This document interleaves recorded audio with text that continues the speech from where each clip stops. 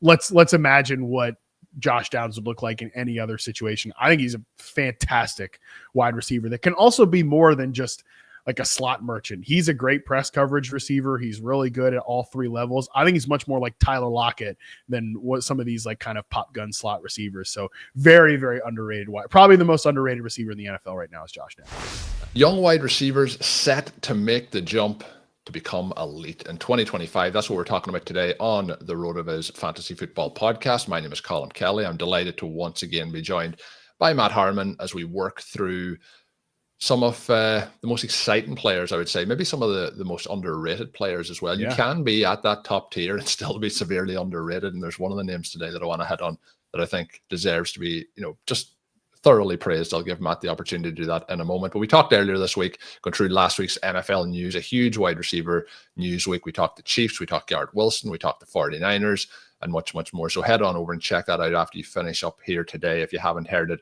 already. But Matt, today, part of the focus is going to be from some listener submitted questions. Some of it's going to be based on your top 15 wide receivers under 25. And hands up, I love a young wide receiver. So we'll get to talk about them today. But as we get ready to kick off the top 15 under 25, do you want to give a highlight to the listeners? I know it's not a rankings-based kind of project, but what your goal is when setting up the article. Well, first of all, I'm with you. I love sort of, kind of taking a good look at these guys when they're very early in their career, especially because I write this article every offseason. Two things. I love writing the article. The other thing I love about it is realizing how many people can't count to 25. If you ever really want to have a laugh, sometimes definitely on Twitter, but like Yahoo posts the top 1 through 15 rankings on Instagram. And nobody reads the fact that it's the top 25 or top 15 under 25 because, maybe some people don't realize that CeeDee Lamb is 26 now, or, Justin Jefferson is 26, Nico Collins is 26. But I get those. I get like, where the hell is CeeDee Lamb on this list or something like that? And every year people don't seem to realize how old these guys are. But every now and again, they get a year older each year as well. That's the other thing. Get one every year. We all get 1 year older. But then sometimes people be like, wow, no Tyreek Hill on this list. Embarrassing. I'm like, yeah, it is embarrassing that you did not read. You're not even close. Like sometimes like, oh, maybe they didn't realize. Other times it's not even close. So that's always fun. That's the fun part of putting this together. Secondly, it's a reminder that this is such a deep position in the NFL, wide receiver, and it gets deeper every single year. So like, this is not a fantasy ranking list. This is not a dynasty ranking list. Like obviously I'd rank for redraft. I have dynasty ranks on receptionperception.com for the wide receiver position. This is just like how good I think these guys are, divorced of situation, divorced of that context, and just, again, like focusing in on where they are as players. And again, every year it just solidifies to me, like, we get a great class of wide receivers every year. And even sometimes you think, this is kind of a down group. And then somebody really emerges and is in that tier of players that demands some real big respect. So it's a fun exercise to put together every single year. Yeah, it's fun to have a read through as well then from the audience perspective of it. But you mentioned like the way that we have got the depth over the last couple of years. I mentioned at the end of the last show, the likes of Mike Evans, potentially hitting that age cliff. Like he came in 2014. Like he was in that 2014 class that we thought like this is like an all-time class. But in the last couple of years, we have really had a huge amount of talent come in, and particularly like last year's class, there was expectations for, but I think it really exceeded those. And you mentioned at the end of the last show, waiting to hear what Marvin Harrison's camp reports are like. He would have been like the disappointment of the class, but like him, Rome Odunze are like maybe it's not going, but there's still that chance this year. Like it's not like that they're gone. They still have that chance to come forward. But the likes of Brian Thomas Jr., and the rest of the crew, Malik Neighbors, so much talent that has come through, Lad McConkey as well. But when we look here at the list, I'm going to start rather than go straight into the top 15 guys. I'm going to talk about somebody who missed the top 15 and just missed out. And I think he's in an interesting area of fantasy drafts because this is an offense that could change dramatically early in the season as to what people are expecting. So we had last year, week 1, the Packers, the knee injury for Jordan Love looked like he was going to like miss the whole season, against the Eagles. And then he's either stifled or not playing basically the remainder of the year. But Jayden Reed also had his issues with injuries. But it never really fully clicked for what he was able to do last season. A lot of hype post the rookie season, so kind of a sophomore slump for him. Is he clearly the wide receiver to target in this Packers offense? You know, obviously they've drafted Matthew Golden, a rookie wide receiver in the first round. Who would have thought we would have seen the day? But yeah, what are you looking at with like his reception perception for that sophomore season versus the rookie season? Was there much difference overall in his actual play? Yeah, I actually think his representation as the first name in Just Missed the List in this top 15 article over there on Yahoo is really instructive, because I rank those guys in order. Like, hey, they just missed the list. Here's the order I'd have them. He was the first name off the list last year. He's the first name off the list this offseason. I think that's really instructive, that I think we want to see, you know, a jump from year 1 to year 2. Yep. I don't think we saw that with Reed. I think we just kind of saw him be the same player. So, and the one area that was different was that he dropped the football a ton last year, which was frustrating because obviously it left plays on the field, number one. But number two, he took a huge step as a contested catch winner. Like, his contested catch rate was awesome. It was over 80% of reception perception. He did what I wanted him to do, which was take the step as like a downfield ball winner. Like, that's how you go from being a really good separator to like a Stephon Diggs type, is you. And I think he is on that same axis of player, is you become that guy. But again, then it's kind of offset by the fact that he put the football on the ground on like easy layup targets. But hopefully you just think that can be random, because he's not a guy that has had drop issues over the course of his college career, his rookie year, anything like that. That's the one area where I can't excuse too much, because you can't do that. But he's still an awesome separator against man and zone coverage. He's a real deal route runner who wins down the field on digs, corners, posts. Like, he is not just somebody that is a manufactured touch player underneath. Maybe the jump comes from year 2 to year 3.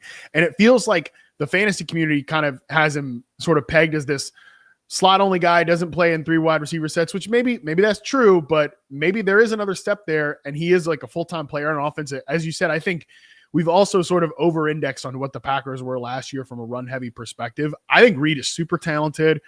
He is somebody that I want to bet on, and I think could actually is still a guy that has a lot of upward mobility as a player to make another step heading into year 3. Yeah, I think maybe what happened last year was he just spent too much time in the offseason with Dontavian Wicks and forgot how to catch the ball. Maybe I think Wicks and Quentin Johnson, who we mentioned on the last show, they're guys that have high drop rates and low contested catch rate. Like, those guys have bad hands. Reed at least could win the ball in contest situations, which makes it all the more frustrating when he obviously drops like a 4-yard pass on a 3rd and 5 or something like that when he's wide open. That is annoying. But yeah, Wicks not only has hands issues, I think he's also overrated as a separator at this point in his NFL career. So he's somebody that, you know, we'll see what happens with him, but I do think Reed can be a little bit better than that. Yeah, and when, like, kind of the context I was setting up with the Love injury, I think the Packers started to lean on the run when Love missed those games. Those games were pretty much like 85% run plays. Like, they were, and there was actually one of those plays, I think it was against the Jaguars, where like they run with Malik Willis, and then they like do a leak play to Jayden Reed, and he has a massive gain in that one where they are able to win. But it's I think they got like a little bit too comfortable in that situation of trying to run the ball as they tried to get Jordan Love healthy. And I think that the team like negatively impacted themselves with leaning so much on the run game. I think we should be going back more to the pass. And I think, again, when you're looking at perception heading into the season last year was like the rookie season, we're going to take the leap. We have Jordan Love. He's after having that run where they go into the playoffs. They beat the Cowboys on the road. They almost beat the 49ers, you know, in the championship game. And then the conference game, but you just like kind of everything falls down week 1 last season very, very quickly. So we'll see. I think they get back more to the passing game, and that I think could mean that the elements like a Jayden Reed or a Jordan Love are severely mispriced at this point in time as we are in draft season. 3 wide receivers who have made the list who have like QB question marks for different reasons. I'm going to get you to rank them in order of QB concern. So you have Drake London, Jackson Smith and Jigba, Josh Downs, and Chris Olave. Who are you most concerned about from like what their QB could impact their talent wise? Let's call this the Garrett Wilson effect. The Garrett Wilson conundrum.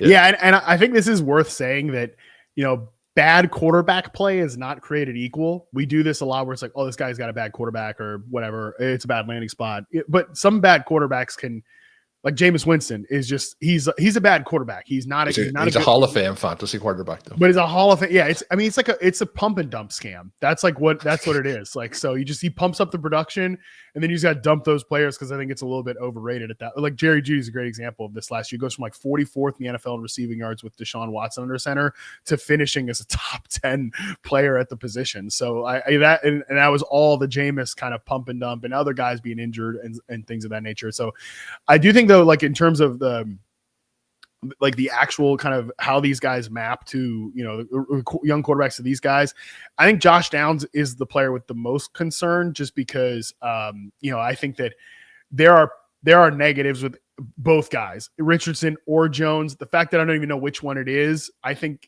lends me to, again, just that uncertainty. He has to be number one.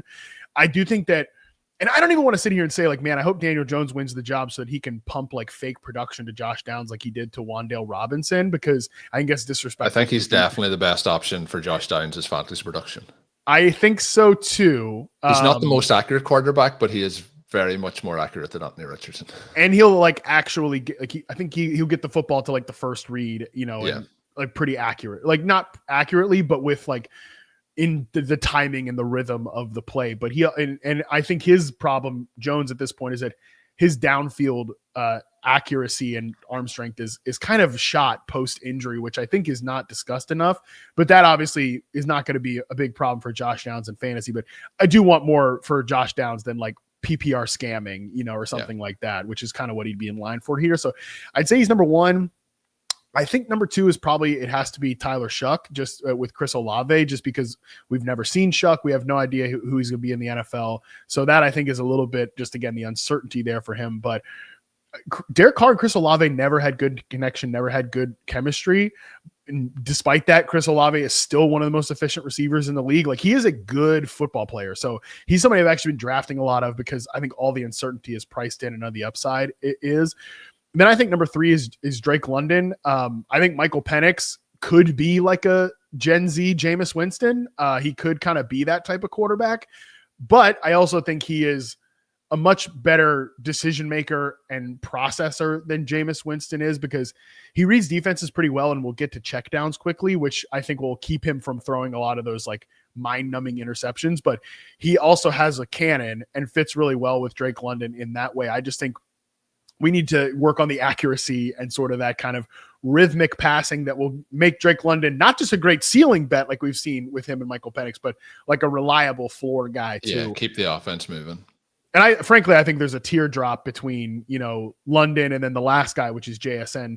Sam Darnold is an imperfect player, but I think he actually, the areas where he attacked really well for Minnesota last season, deeper routes over the middle of the field, JSN runs those really well. He beats man coverage better than people think. I'm not too concerned about his pair with Sam Darnold, which famous last words if anyone's ever said. Talking about scams in fantasy football, is there a chance that Sam Darnold was a scam set up by the Minnesota Vikings coaching staff, in terms of how well they set up? And I'm worried about Darnold outdoors in Seattle. I'm concerned. I mean, I think you have every right to be concerned and like at least skeptical. That's for sure. I wouldn't say I'm concerned. I would say I'm skeptical of what Darnold can be outside of that Kevin O'Connell ecosystem with some of those players. I do think this can be a pretty well set up offense, but I'm concerned about Cooper Kupp at this point in his career. I think JSN's really the only reliable pass catcher they have, which they better like be locked in terms of like their details and chemistry, Darnold and JSN, because that's going to have to be the case. So I would say skeptical of what Darnold will be outside of Minnesota, but I also believed in him like 0% last year and was very, very wrong about that. Yeah, that feels like it could be going back to the first show, that graph that we talked about. Yes. Which part of the graph we're on at this particular moment in time with Sam Darnold. But yeah, Josh Downs, though, he's somebody who I think for casual fantasy football players, I guess, looking at names, I don't think he's one that stands out in terms of like, well-known name. But I do think that for people like you're talking about reception perception, so on, Josh Downs may be the most talented, under-talked about wide receiver in the NFL. Would that be correct? People did not like where I had him on this list, which they did, and which was very high. I had him as the top the top ranked non-Puka receiver from that 2023 class. So over Rashee Rice, over Jackson Smith and Jigba, which I think, yeah, like you said, made the casuals pretty mad. But let's imagine what Josh Downs would look like in any other situation. I think he's a fantastic wide receiver that can also be more than just like a slot merchant. He's a great press coverage receiver. He's really good at all three levels. I think he's much more like Tyler Lockett than what some of these like kind of pop gun slot receivers. So very, very underrated. Probably the most underrated receiver in the NFL right now is Josh Downs. And you had I don't know if it was a slip of the tongue, but you did mention Jerry Jeudy. It sounds like, to me, that sounded like you're out on Jerry Jeudy in this current QB environment, or did I read that wrong? I'm still drafting Jerry Jeudy there. I feel like that wide receiver cliff comes right around and it used to be, wide receiver 5 on some of those rosters that I'll be drafting, but QB concerned? QB concerned, I still think that Jeudy is an inconsistent player in his own right. I thought he didn't make this list because he's also now over 25. I thought that was he is. Yeah, he's 26. He's 26, I believe. That's why he didn't make the list. Yeah, I think he was, but he was on last year's list. Well, I think he might have just missed the top 15, but I've always been a little bit lower on Jeudy because I think he's overrated as a route runner, but he's really good splash big play threat who wins on kind of these deeper in breaking routes, which is a really good fit in Kevin Stefanski's offense and was a really good fit with Jameis Winston. I don't find his ADP in fantasy offensive this year at all, but I do think that we are misremembering that the gap between him and Cedric Tillman was basically non-existent when Tillman was healthy. We'll see who Tillman is, obviously, coming into this year, but I really liked what I saw from him. So my instinct I'm not trying to find creative and new ways to invest in the 2025 Browns because I do think it's going to be a pretty bad offense, but my instinct has just been like, okay, if Jeudy is at a certain point, again, I think he's fine there, but I've just taken a lot more like Tillman late than Jerry Jeudy. Yeah, and when you're looking at late plays, I remember me and Sean did a show at one point last year where we had, the title was Breakout Superstars, and it was Jalen Coker and Cedric Tillman after their big weeks, and then he obviously got injured, I think, 2 weeks later. Yeah. So there's Jalen Coker, really like Jalen Coker, so I like that you had him. That feels like a long time ago that show was posted, but yeah, there are players that you can at the back end of drafts, people are just completely forgotten about how they looked at that particular point of the season, just because there was no real true follow up. When we look then at and I want to get to this, was further down the show, so I want to make sure we get to this one because he's the player I think deserves the most credit. We kind of give some credit there to Josh Downs, but there's obviously, looking with a veteran name here, Jared Evans suggested a question about the Rams wide receiver duo. Is Puka discounted based on his greatness through 2 seasons? So he's like a first round, like a nailed on first round pick, but I think people feel like Puka has been in the NFL the same length of time as like Tyreek Hill. They're like, I'm bored of him. Like, he's entering his 3rd year in the league, and there's really very few markers you can put him up against where he's not like on a kind of Hall of Fame trajectory at this point. Yeah. I think last season he graduated to the elite tier of receivers, which I think that and to me, it's a tier of 6 right now. He would be the 6th member of that, like truly elite tier in the NFL. And I think that should be like a small singular group. I don't think it should be like, we've got friggin' 12 elite receivers in the league. That kind of ruins the word at that point. But that's like Joe Flacco being elite. Exactly. This is something I've grown in over the last like few years. I'm trying to be, when I say elite, like I'm trying to make it actually mean something as opposed to just like I throw it out more often. Like generational. Yeah, exactly. I try not to say generational ever because I can't be like Marvin Harris Jr. was a generational prospect because what the hell do I know? I wasn't charting receivers a generation ago. I wasn't, what are we talking about? So anyways, with Puka, I think he truly graduated like from being a really, really good rookie receiver to a guy that was an excellent zone beater last year, took a step forward as a ball winner down the field, which is something he told me after the Super Bowl or at the Super Bowl in 2024 that he wanted to take a step there. So he clearly put in the work to do it. And again, I think he is a true tier 1 guy, which I wouldn't think like, people, that's a hot take or whatever, but ESPN, Jeremy Fowler does that like survey of NFL decision makers and comes up with the top 10 receivers. Puka was not in the top 10. Like, that's crazy. So maybe he is still a little discounted based on what he's done through 2 seasons. I want to say, you can say if you agree or disagree, but NFL decision makers, like, we give them a lot of credit. and they're getting better at some of these things. But are they like? Sometimes I think people who are heavily involved in like the fantasy community are more accurate with deciding these talent-based decisions. Well, here's the deal. And like, I'm not saying that I know more football than these guys or anything like that, but I guarantee you I'm watching more receivers than these guys are, like NFL GMs and stuff. Like, they're not watching like the all 22 after like each Monday morning. No. They're not Monday morning popping up like, okay, it's just, let's just say Jeremy Fowler talks to the Titans GM. Yeah. He's not like first thing, like, all right, let me see versus the Browns, all 22. Let me see. Well, not even that. Like, let me see what Puka's doing. Like, he doesn't care about what Puka's doing on film or anything like that. So it doesn't apply to their jobs. And frankly, players are the same way. So it's not like these guys know what they're talking about. Like, they're not idiots, but they're just not consuming the information in the same way that, somebody whose job it is to cover the entire league is. Again, I'm not saying that I know more football than these decision makers or anything, but a lot of these guys are probably just defaulting to their draft evaluations, and Puka was a 5th round pick. So I think a lot of that is just, he's 5th round pick who was elevated by Matthew Stafford and Sean McVay. He obviously benefits from those things, but that's the whole point of what I'm doing with reception perception, is trying to isolate from that stuff. And I think when you do, it's pretty clear that this is a tier 1 receiver in the league in Puka. Yeah, and you see the opposite thing, getting tethered to a draft pick. Sometimes the round 1 player will get those extra opportunities, and that can kind of the opposite way for how Puka started off as a rookie. Davante Adams versus the age cliff. Obviously, he had a couple. We talked about Aaron Rodgers in the previous show. A couple of big Davante Adams games after that trade towards the end of the season. But we are obviously looking, Father Time is undefeated, as they say. But how are you feeling about the move here to pair him with Puka and Stafford? The other thing with Puka, the one area he has trouble with is getting in the end zone. The one area Davante Adams tends not to have trouble with is getting to the end zone. So it might be a case that they overlap less, but there's the potential, if we're looking at like, how do we get to Puka 10 touchdown season, Adams probably caps that a little bit.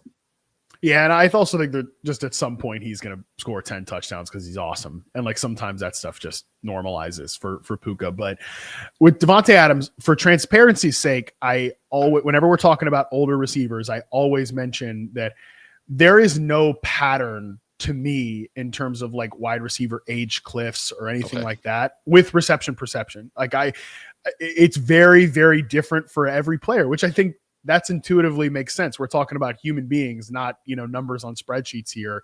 And sometimes sometimes there's like a Dez Bryant who in his final year in Dallas, it was just so obvious that, hey, he just dropped off in his final year. His body deserted him.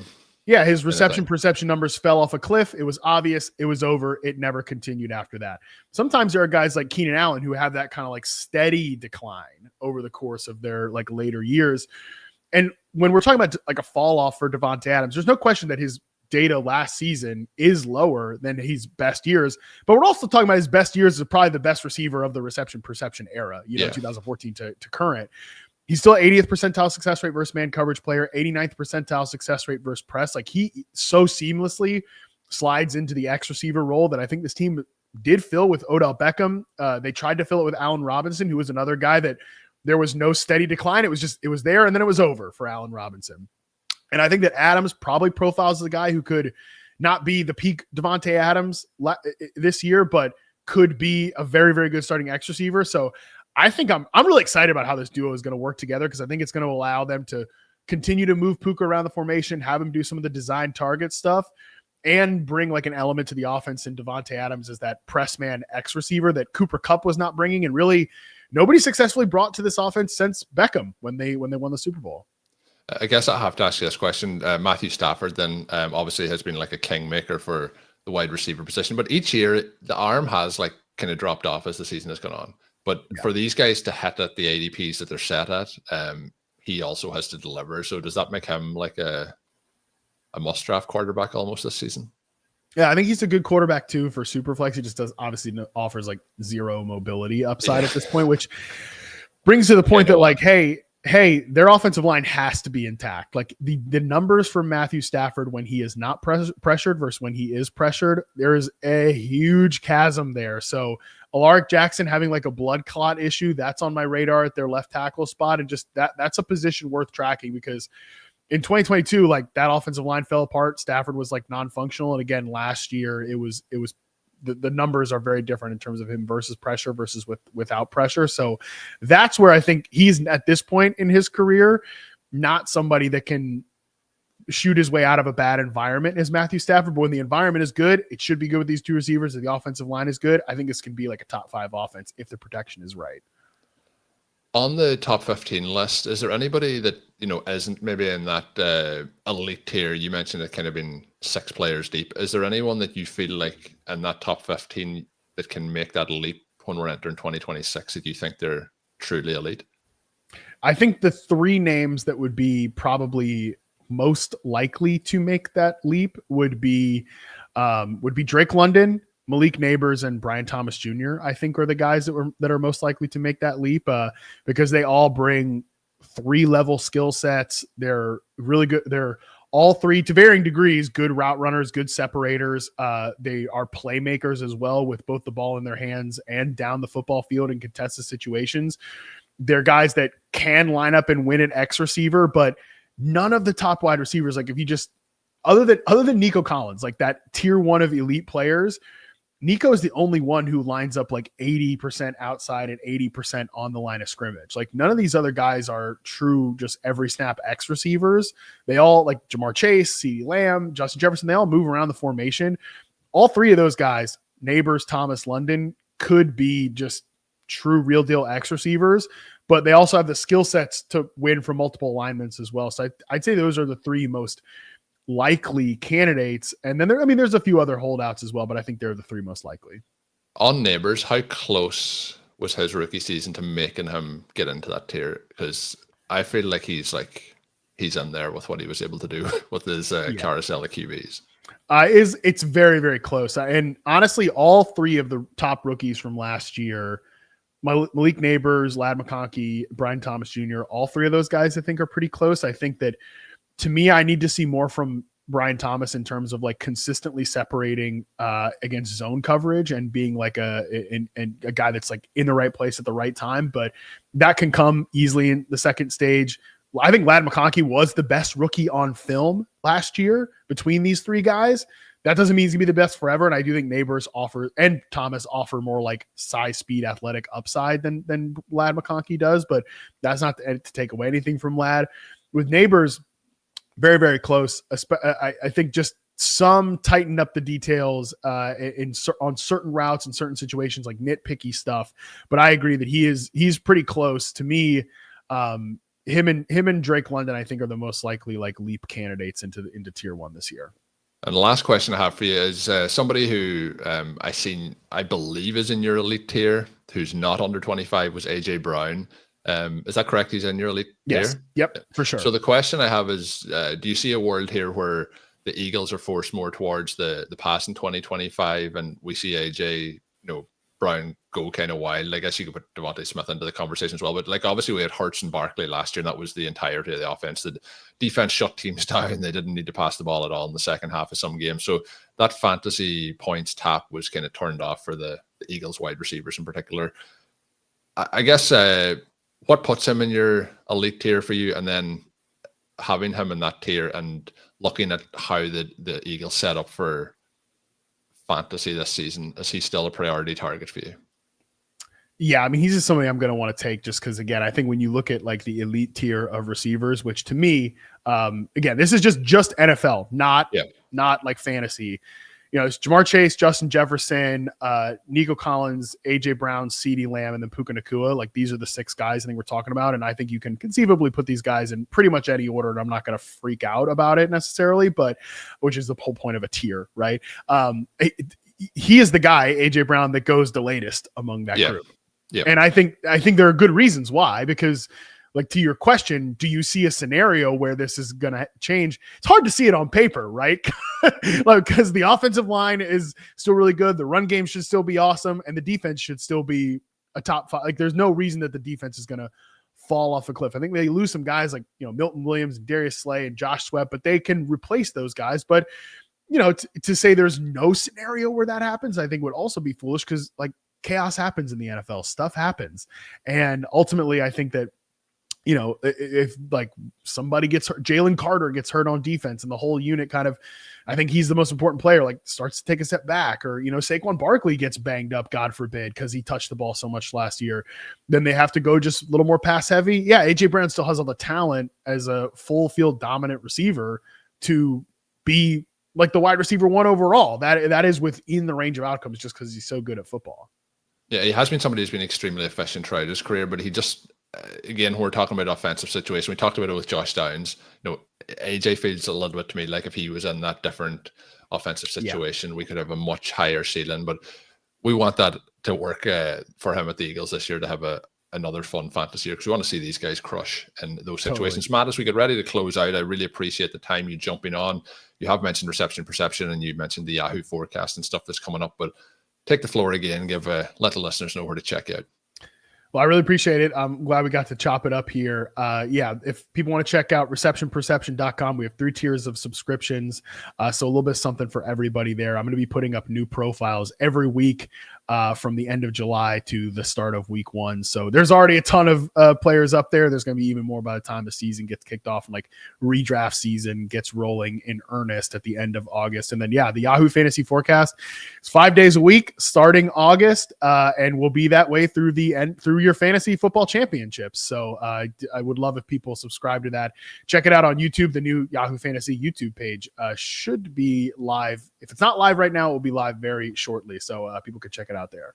Yeah, we're recording this on the 21st of July, and as you're talking about August, I'm like, are we that close to August? And bro, we're so close, dude. That notification, not this past weekend, but the one before, where like they sent Adam Schefter tweets out the Chargers are in training camp. I was like, what? Yeah. That hit me like a ton of freaking bricks. So we are very, very close, my friend. Yeah, it's getting really close. So we will have stuff here, obviously, on the RotoViz channels as well, to keep you going throughout the course of the season. But make sure you check out Matt on social media as well, at @MattHarmon_BYB. My name is Colm Kelly. You can check me out at Overtime Ireland. Make sure you subscribe to get all the podcasts once they are available. And until we are back, have a good one.